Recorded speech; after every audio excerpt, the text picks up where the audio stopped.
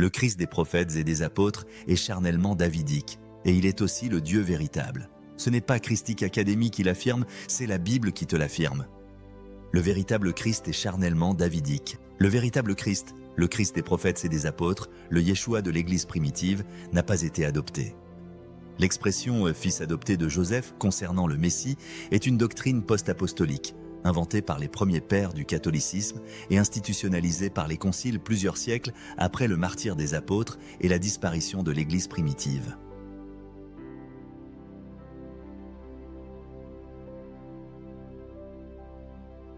Il est né procréé d'un descendant charnel de David, de manière ordinaire, simplement homme comme le décrit Philippiens 2, versets 7 et 8, Luc 24, 39, Matthieu 16, versets 13 et 14, Romains 9, versets 3 à 5.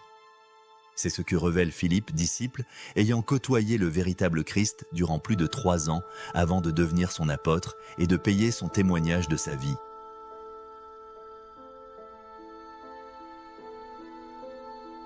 Philippe rencontra Nathanaël et lui dit « Nous avons trouvé celui de qui Moïse a écrit dans la loi et dont les prophètes ont parlé, Jésus de Nazareth, fils de Joseph. » Jean 1, 45.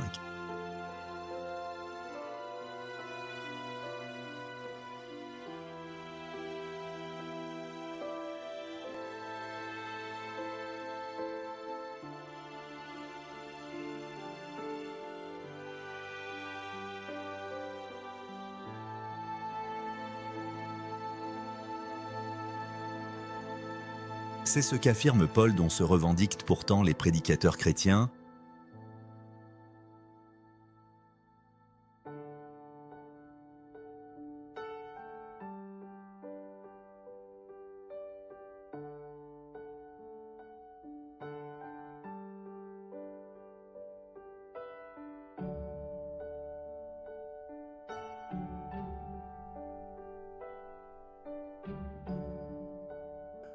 Mis à part pour annoncer l'évangile de Dieu qui avait été promis auparavant de la part de Dieu par ses prophètes dans les Saintes Écritures, et qui concerne son Fils, né de la postérité de David, selon la chair, et déclaré Fils de Dieu avec puissance, selon l'Esprit de sainteté, par sa résurrection d'entre les morts, Jésus-Christ notre Seigneur. Romains 1, versets 1 à 4. Car je voudrais moi-même être anathème et séparé de Christ pour mes frères, mes parents selon la chair, qui sont israélites, à qui appartiennent l'adoption et la gloire et les alliances et la loi et le culte et les promesses et les patriarches, et de qui est issu, selon la chair, le Christ, qui est au-dessus de toutes choses. Romains 9, versets 3 à 5. C'est ce qu'affirme Jean 10, 33. Les Juifs lui répondirent « Ce n'est point pour une bonne œuvre que nous te lapidons, mais pour un blasphème, et parce que toi, qui es un homme, tu te fais Dieu. » Jean 10, verset 33. Le principal concerné lui-même vous le déclare. Moi, Jésus, j'ai envoyé mon ange pour vous attester ces choses dans les églises. Je suis le rejeton et la postérité de David. Apocalypse chapitre 22, verset 16.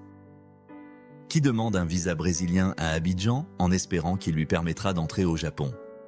Comment seras-tu sauvé si tu prends ton visa auprès du Christ conçu spirituellement, né virginalement et adopté? Tu ne peux pas entrer dans le paradis du véritable Christ qui est une toute autre personne, née procréée.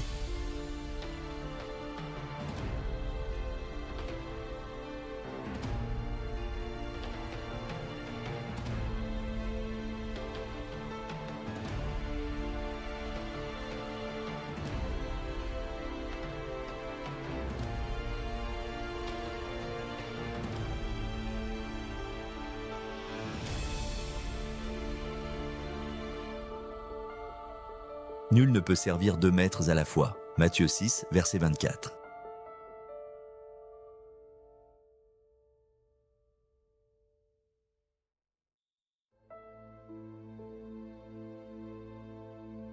Le Christ chrétien STI est conçu spirituellement, né virginalement et adopté, faute d'un père biologique terrestre qui lui aurait octroyé un visa d'appartenance à la famille royale par le sang et à l'alliance éternelle nouée par le serment irrévocable que Dieu a juré à Abraham, puis à Isaac, Jacob, Judas et David, dans Genèse 17, 4, 7, 17, 19, Genèse 18, 10, 19, Genèse 22, 16, 18, Genèse 35, 10, 12, Genèse 49, 8, 10, Romains 9, 9, 1 Chroniques 28, verset 4, Psaume 89, verset 4 et 5, Actes 2, 30, Hébreux 7, 14.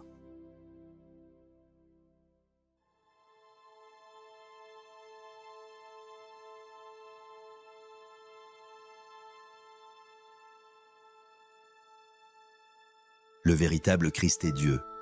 Le Christ davidique est Dieu. Cela est écrit distinctement et indiscutablement.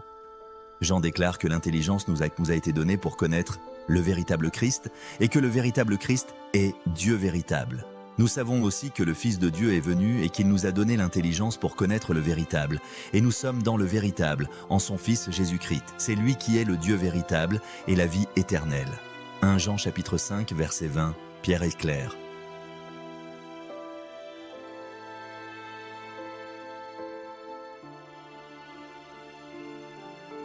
Car ainsi l'entrée dans le royaume éternel de notre Seigneur et Sauveur Jésus-Christ vous sera pleinement accordée. 2 Pierre 1, 11. Marc ne dit pas autre chose.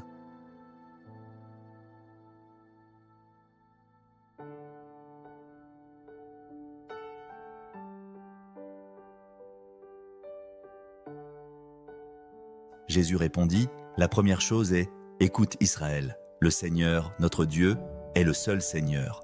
Marc 12, verset 29. Paul en atteste, car en lui habite corporellement toute la plénitude de la divinité. Colossiens chapitre 2, verset 9. Attendant la bienheureuse espérance et l'apparition de la gloire de notre grand Dieu et Sauveur Jésus-Christ. Tite chapitre 2, verset 13. Jude témoigne. Car il s'est glissé parmi vous certains hommes dont la condamnation est écrite depuis longtemps, des impies qui changent la grâce de notre Dieu en dissolution et qui renient notre seul Sauveur et Seigneur Jésus-Christ. Jude chapitre 1, verset 4. Le vrai Christ se qualifie lui-même de témoin fidèle et véritable dans Apocalypse 3, versets 7 et 14.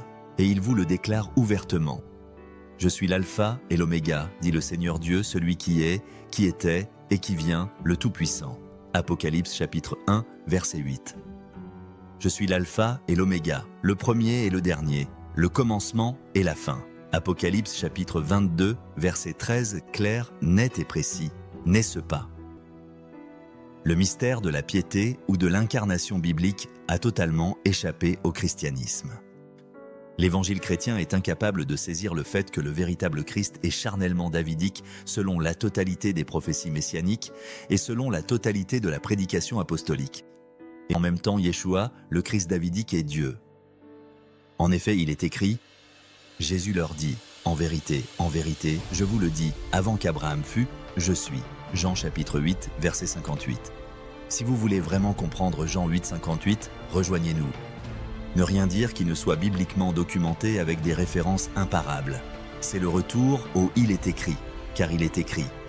Son nom s'appelle la parole de Dieu, Apocalypse chapitre 19, verset 13. Et l'épée de l'esprit est la parole, Éphésiens chapitre 6, verset 17, ça va en décoiffer plus d'un.